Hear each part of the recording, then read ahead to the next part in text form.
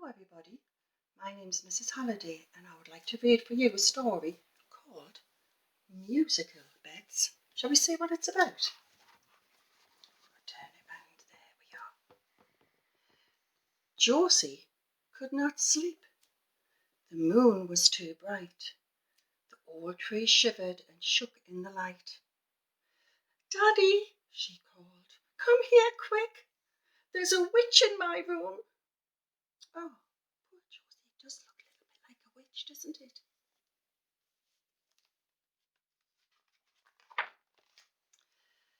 Dad came upstairs. "Don't worry," he said. "It's only the apple tree, making shadows on the wall." He pulled the curtains tight and kissed Josie good night. "Go to sleep now," Dad said.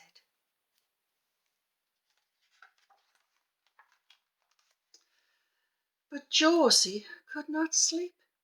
So she slipped across the hall to Mum and Dad's room. The room was dark and there were no scary shadows. Josie slipped into the big bed and crawled beneath the soft sheets. Soon she was fast asleep. She's brought her favourite little toys with her.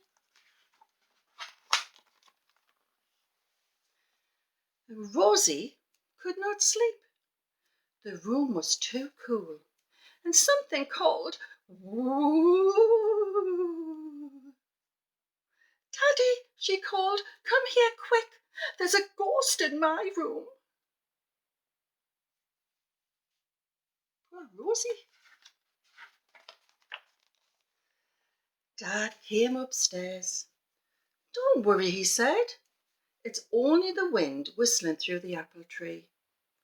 He shut the window tight and kissed Rosie good night. "Go to sleep now," Dad said.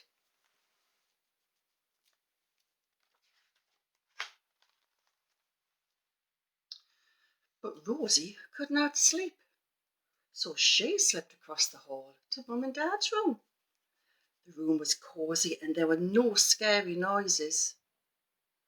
Rosie slipped into the big bed, crawled between the warm sheets, and soon she was fast asleep.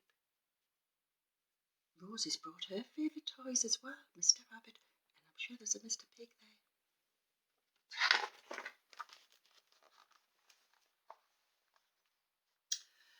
Little Rick could not sleep. "I'm thirsty," he called. No one answered and no one came, so he bounced down the stairs on his bottom. Bump, bump, bump, bump, bump. Can you see him?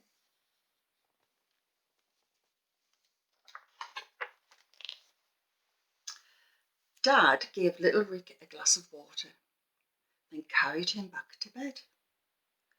"Go to sleep," Dad said.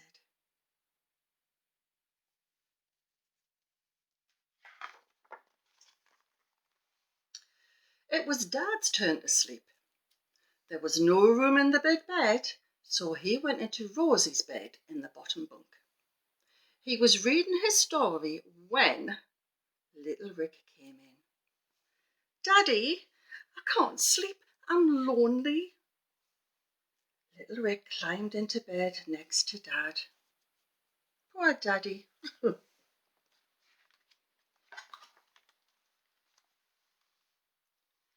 And soon he was fast asleep.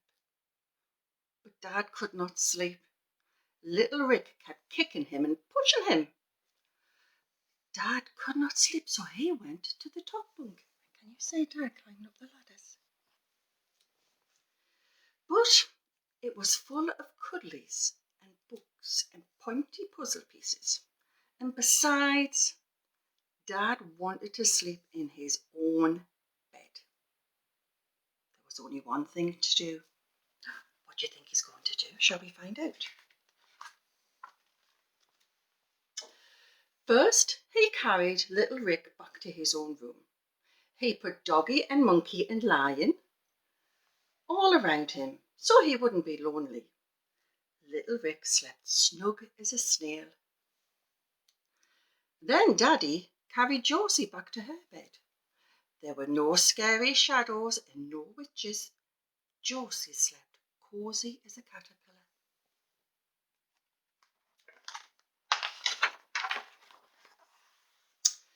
Next, Dad carried Rosie back to her bed. There were no scary noises and no ghosts. Rosie slept quiet as a carrot.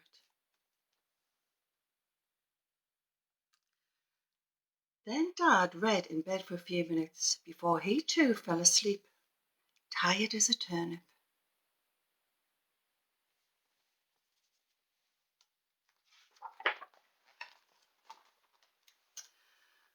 When Mum came home, she gave everyone a good night kiss. First Josie, who was cosy in the top bunk, just where she belonged. Then Rosie, who was quiet in the bottom bunk, just where she belonged. Then little Rick, snug in his own room, just where he belonged. Then Mum got into her bed next to Dad, feeling very pleased that everyone would sleep, comfy as kittens and peaceful as pandas. Until the morning. Oh my word, can you see all the children are bouncing on Mummy's and Daddy's bed? I bet you do that sometimes, coming on a morning and get a lovely cuddle. I'm just going to turn this over. There's no words left on here, so that tells Mrs. Halliday that it's the end of the story. Thank you very much for listening to the story with me, and I really look forward to meeting you in September. Bye-bye for now.